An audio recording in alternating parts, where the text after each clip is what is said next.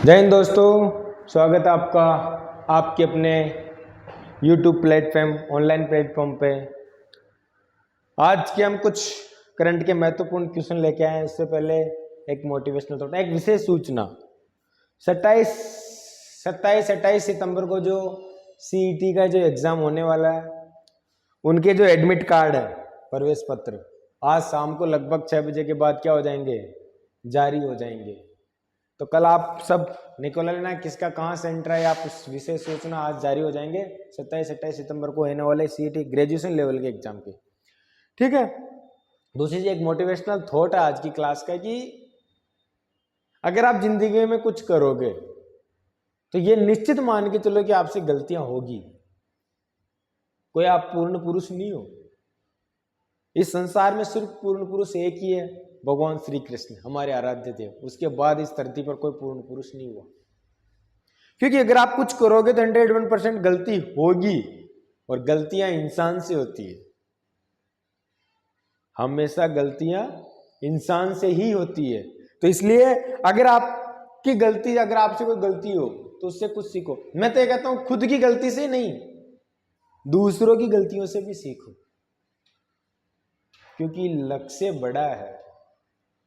क्योंकि मेरे दोस्तों, लक्ष्य तो है बड़ा और समय है कम। तो इसलिए गलतियां होती है तो घबराओ मत हो, उनसे कुछ ना कुछ सीख के आगे बढ़ते रहो।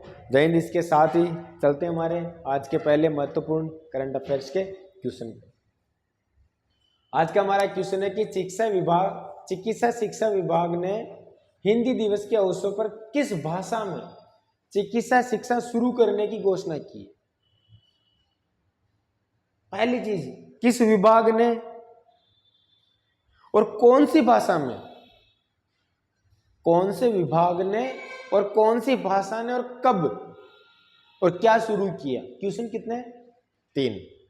विभाग कौन है, चिकित्सा शिक्षा विभाग। जैसे है ना, अलग अलग विभाग होते हैं। एजुकेशन डिपार्टमेंट अलग होता है, हर चीज का अलग डिपार्टमेंट। प्राइमरी एजुकेशन अलग होता है, सेकेंडरी एजुकेशन अलग होता है, टेक्निकल अलग होता है। तो ये मेडिकल शिक्षा है। कौन सी शिक्षा, मेडिकल शिक्षा में आज तक हमने कभी उस भाषा को कभी मैंने भी नहीं सुना। डॉक्टर भी राइटिंग लिखते तो वो तो पता नहीं इंग्लिश भी नहीं लिखते, है कि नहीं। उस भाषा के अंदर अब चिकित्सा शिक्षा के अंदर भी हिंदी भाषा का उपयोग किया जाएगा। किसका, हिंदी भाषा का। किसका उपयोग किया जाएगा दोस्तों, हिंदी भाषा का। ये शुरुआत 14 सितंबर हिंदी दिवस से हो गई। कब होगी, 14 सितंबर से। और कहां से शुरू की, तो ये अब मैं आपको बताता हूं। एक तो बाड़मेर मेडिकल कॉलेज है, बाड़मेर की मेडिकल कॉलेज, और एसएन मेडिकल कॉलेज है जोधपुर की। कहां की है, एसएन मेडिकल कॉलेज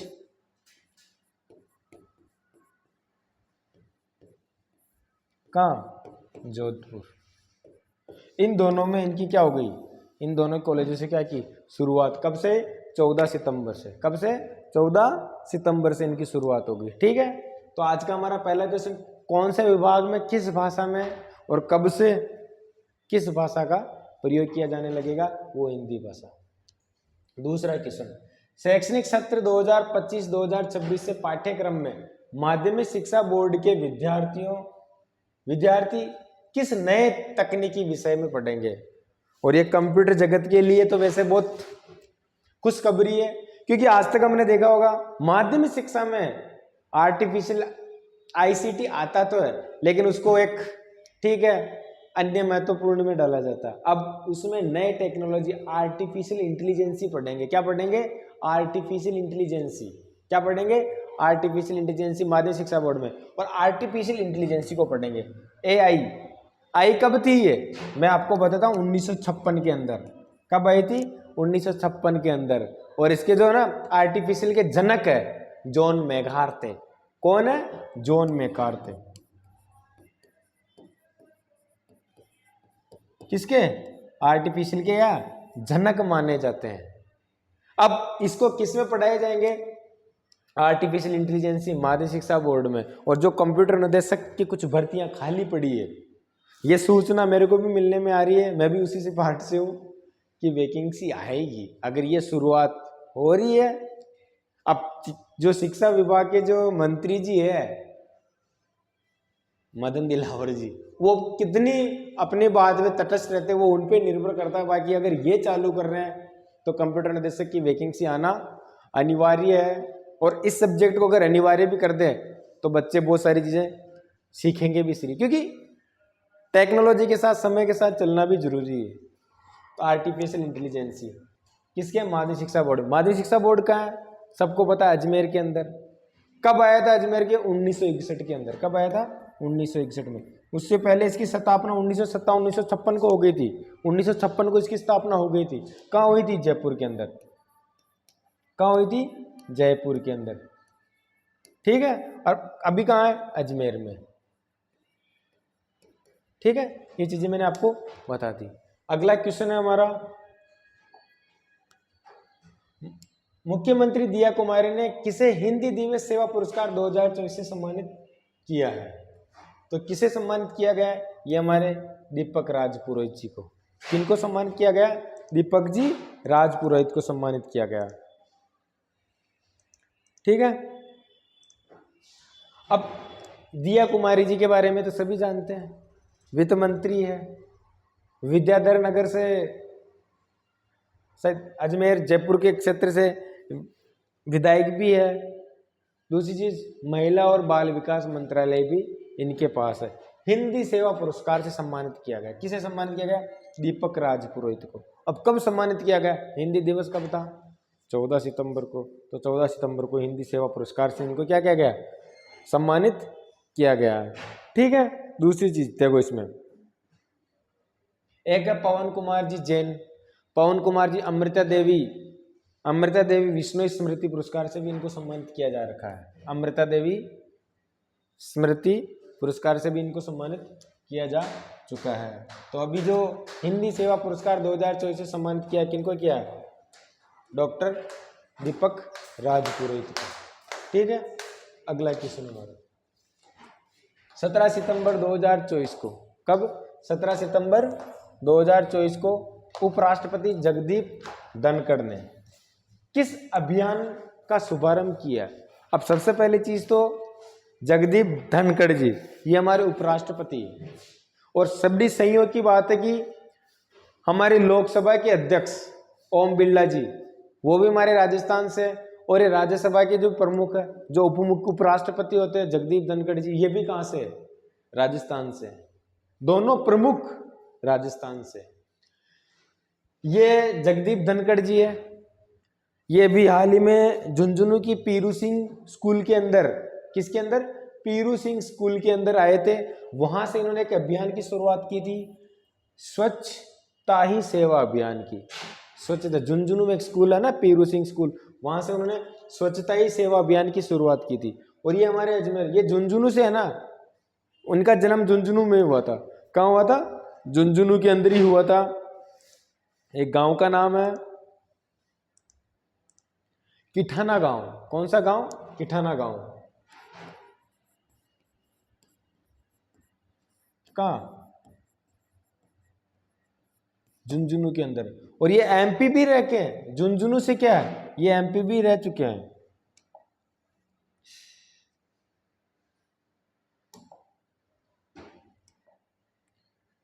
ये झुंझुनू से क्या है, एमपी भी रह चुके हैं। और ये किशनगढ़ से है ना, एमएलए भी रह चुके हैं। किशनगढ़ से एमएलए भी थे 1993 के अंदर, और 1989 के अंदर एमपी थे। किससे? झुंझुनू से। ठीक है। चलते हमारे अगले क्वेश्चन पे। हमारा अगला क्वेश्चन है पर्यावरण प्रबंधन। कौन सा प्रबंधन? पर्यावरण प्रबंधन। पर्यावरण प्रबंधन और पर्यावरण संरक्षण के अभिनव प्रयासों के लिए राजस्थान के किस विश्वविद्यालय को आईएसओ प्रमाणित आईएसओ से क्या, आईएसओ का सर्टिफिकेट दिया गया? तो किस विश्वविद्यालय को दिया गया? तो इसमें से हमारे को जो जयपुर यूनिवर्सिटी है, कौन सी? राजस्थान विश्वविद्यालय जयपुर को आईएसओ से प्रमाणित किया जा चुका है। और ये राजस्थान की एक मात्र ऐसी यूनिवर्सिटी है जो आईएसओ सर्टिफाइड है, आईएसओ सर्टिफाइड है। ठीक है, तो चलते हैं हमारा अगला क्वेश्चन आज का।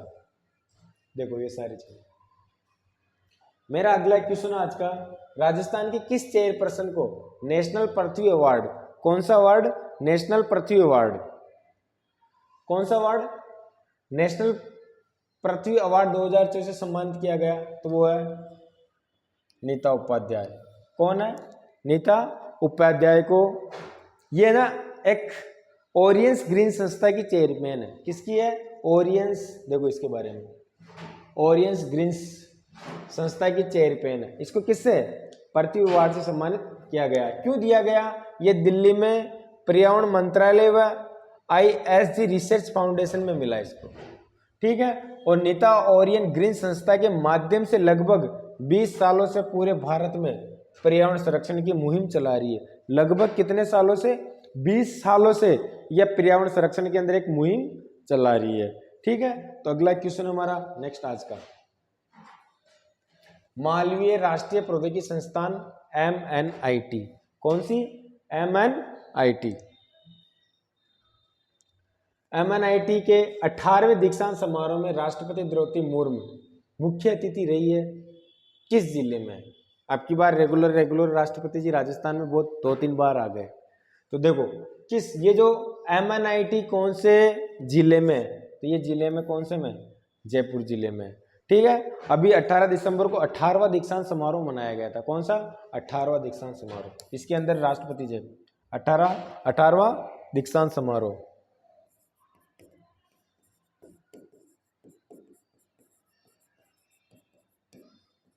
कब मनाया गया था? 18 सितंबर को, यानी कल ही।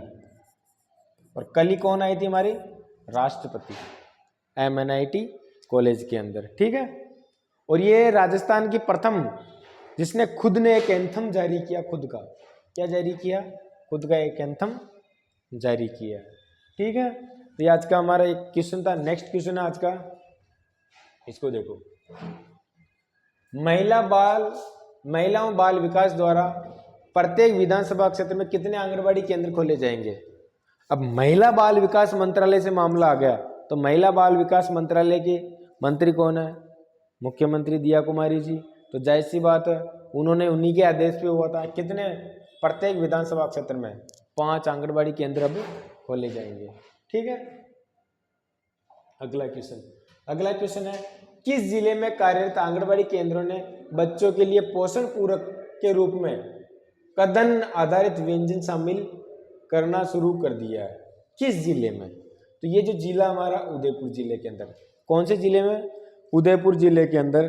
देखो बच्चों को पोषण पूरक के रूप में मिलेट्स आधारित व्यंजन शामिल करना क्या कर दिया? शुरू कर दिया। इसके अंदर नई पीढ़ी को स्वदेशी बाजरे की रोटी, इनके बारे में सारी चीजें इनको दी जाएगी। ठीक है, अगला क्वेश्चन हमारा,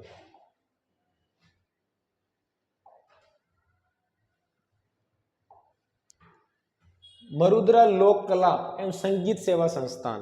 कौन कौन? मरुद्रा लोक कला एवं संगीत सेवा संस्थान जोधपुर द्वारा किसे मरुद्रा गौरव सम्मान 2024 से सम्मानित किया गया? 2 डिपार्टमेंट है, मरुद्रा लोक कला, दूसरा संगीत सेवा संस्थान जोधपुर द्वारा किसे मरुद्रा गौरव सम्मान 2024 से सम्मानित किया गया है? तो उनका नाम है मीता पंडित। कौन है? मीता पंडित को इन दोनों सम्मानित किया गया। देखो मीता पंडित को मरुद्रा गौरव सेवा सम्मान 2024 से सम्मानित नवाजा किया गया, मरुद्रा लोक कला और संगीत सेवा संस्थान जोधपुर दोनों के द्वारा। अगला क्वेश्चन है, मोहन सिंह यानी LAC तेजस में उड़ान भरने वाली भारत की पहली महिला पायलट बन गई है। इनका संबंध राजस्थान के किस जिले से? पहली महिला पायलट बनी है कौन? तो ये किस जिले से है? तो ये देखो, झुंझुनू की भारतीय वायुसेना की स्क्वाड्रन लीडर मोहना सिंह ने इतिहास रच दिया है और स्वदेश light combat aircraft LCA light combat aircraft Tejas में उड़ान भरने वाली पहली भारतीय पायलट बन गई है। अब कब हुई थी? तेजस के अंदर, क्योंकि अभी तरंग शक्ति युद्धाभ्यास हुआ था जोधपुर के अंदर, और रहने वाली कहाँ की है? झुंझुनू की है। कौन है? मोहिना सिंह। सबसे इंपॉर्टेंट क्वेश्चन मानो आप इसको, ठीक है। अगला क्वेश्चन देखो, मोहिना सिंह जतीरवाल भारत की पहला महिला लड़ाकू पायलटों में से एक है, और हमारे अजमेर जिले के अंदर भी अभी उद्घाटन हुआ था। आप हवाई जहाज उड़ाने की मतलब एक इंस्टीट्यूट भी यहाँ पे अजमेर जिले के अंदर भी खोला गया था, ठीक है। महिला लड़ाकू पायलट घोषित किया था। तीनों महिला पायलटों ने कौन कौन? देखो, उन्होंने अपने 2 साथी और कौन? भावना कंठ और अवनी चतुर्वेदी के साथ, भावना कंठ और अवनी चतुर्वेदी के साथ पहली महिला लड़ाकू पायलट घोषित किया गया था, ठीक है। तीनों महिला पायलटों ने जून 2016 में भारतीय वायुसेना की लड़ाकू स्क्वाड में शामिल किया गया था। इन्हें औपचारिक रूप से रक्षा मंत्री कौन? मनोहर पर्रिकर द्वारा कमीशन किया गया था। इनके बारे में कुछ इंपोर्टेंट मुख्य तथ्य थे, ठीक है। मोहिना सिंह को 2020 में नारी शक्ति पुरस्कार से भी सम्मानित किया जा चुका है, ठीक है। यह आज की हमारी कुछ सूजस की महत्वपूर्ण रिपोर्ट है। तकनीकी शिक्षा में देश विश्व भर में अग्रणी बने, ये हमारे राष्ट्रपति जी है। कौन है? राष्ट्रपति जी। इनके बारे में क्वेश्चन हमें अभी पढ़ लिया था। MNIT, मैंने बोला MNIT है ना, इस कॉलेज के अंदर आए थे। Malviya national institute of technology Jaipur के अंदर में आई थी। इन्होंने श्रीमती द्रौपदी कहा कि तकनीकी शिक्षा के क्षेत्र में देश विश्व भर क्या बने? अग्रणी बने। और इसके साथ साथ ही IT शिक्षा विभाग में इंपोर्टेंस किया जा रहा है। इसके बारे में मैंने अभी बताया था। कौन से दीक्षांत समारोह? 18वें दीक्षांत समारोह में आई थी, ठीक है। और देखो, इसमें सबसे इंपॉर्टेंट चीज, राष्ट्रपति ने समारोह में 805 स्नातक, कितने?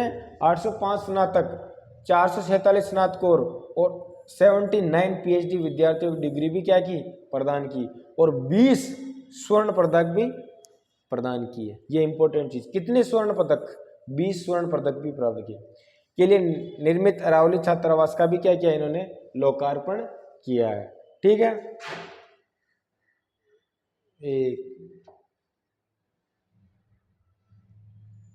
यांत्रिक ज्ञान जरूर, ये हमारे राज्यपाल है, ये हमारे मुख्यमंत्री जी है, ठीक है। ये राज्यपाल जी है।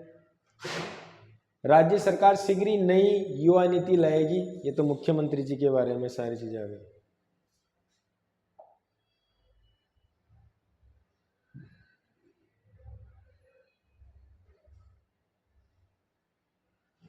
देखो क्या क्या कहा इन्होंने, सबसे इंपॉर्टेंट चीज, आज मैंने 20 स्वर्ण पदक दिए। कितने स्वर्ण पदक दिए इन्होंने? और कौन से दीक्षांत समारोह में आई थी? 18वें दीक्षांत समारोह। कब आई थी? 18 सितंबर। कहाँ आई थी? MNIT के जयपुर कॉलेज में। आज मैंने 20 स्वर्ण पदक दिए, इनमें से 12 पदक बेटियों को दिए। कितने को? और 8 ही लड़के हैं। जबकि उपाधि प्राप्त करने वाले कुल विद्यार्थियों में लगभग 29% कौन है? जबकि बेटियां क्या है? कम है। लेकिन स्वर्ण पदक लेने वाले भी बेटियां ज्यादा है। संख्या कम है लेकिन स्वर्ण पदक ज्यादा मिला। पदक विजेताओं में बेटियों का यह अनुपात इस बात का प्रमाण है कि अगर उन्हें समान अवसर दिया जाए तो अपेक्षाकृत अधिक उत्कृष्ट हासिल कर सकती है। यह भी एक सराहनीय तथ्य है कि MNIT के शिक्षकों में लगभग 1/3 महिलाएं हैं। कितनी इंपॉर्टेंट चीज है, ठीक है। अगली एक और पेज, ये तो दुबई के अंदर हो ही रहा अंतर्राष्ट्रीय इन्वेस्टर शो, जो ये हमारे कौन? कर्नल राज्यवर्धन सिंह जी राठौड़ उद्योग मंत्री है। ये कल मुख्यमंत्री जी MNIT कॉलेज जयपुर के अंदर आए थे, उसके बारे में, ठीक है। मुख्यमंत्री आयुष्मान आरोग्य योजना का दायरा बढ़ेगा। अभी 5 लाख थे, कितने? पहले चिरंजीवी मुख्यमंत्री योजना में 25 लाख थे, तो इसमें 5 लाख थे, लेकिन ऑल ओवर इंडिया के लिए। लेकिन अब इसमें भी आप दायरा बढ़ाने की बात चल रही है तो बढ़ ही जाएगा, तो अच्छी बात है। ठीक है, तो ये हमारे सबसे मतलब सुजस की मेन रिपोर्ट थी, उसमें भी MNIT सबसे इम्पोर्टेंट थी। कितने स्वर्ण पदक दिए, कितने क्या दिए थे। ठीक है दोस्तों, हम ज़्यादा से ज़्यादा बेहतर देने की तुम्हारे को कोशिश कर रहा हूँ। हमारी क्लास को लाइक एंड शेयर करते रहिए। जय हिंद, धन्यवाद।